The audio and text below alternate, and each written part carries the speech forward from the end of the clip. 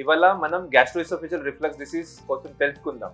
Gastro-oesophageal reflux disease అంటే ఏంటి? First మన ఫుడ్ పైప్ నుంచి, ఇది ఫుడ్ పైప్, ఇంకా ఇది పొట్ట, ఇంక చిన్న పేగు. సో ఫుడ్ పైప్లో యాసిడ్ సిక్రెషన్స్ అవుతుంది.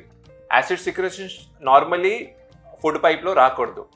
సో ఎప్పుడైనా ఈ వాల్వ్ లూజ్ ఉంటే యాసిడ్ పైకి వచ్చేస్తుంది. సో పైకి వచ్చినట్లు అప్పుడు ఇవి ఇక్కడ పుండులు అయిపోతాయి, అల్సర్స్ కావచ్చు ఇక్కడ. సో దానివల్ల సిమ్టమ్స్ ఏమైతాయి అంటే హార్ట్ బర్న్, అంటే చెస్ట్ లో మంట, మింగడానికి ఇబ్బంది, పెయిన్ఫుల్ స్వాలోయింగ్, ఇక్కడ చెస్ట్ లో పెయిన్ రావచ్చు, నాషియా అంటే వామిటింగ్ వచ్చినట్లు అనిపించచ్చు, ఇంకా పొట్టలో మంట, ఇంకా ఫుడ్ పైప్ లో ఫుడ్ గొంతులో ఫుడ్ వచ్చినట్టు అనిపించచ్చు.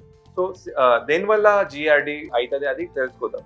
సో ఎక్కువ పొట్ట ఉంటే అది central obesity, smoking, tobacco chewing వల్ల.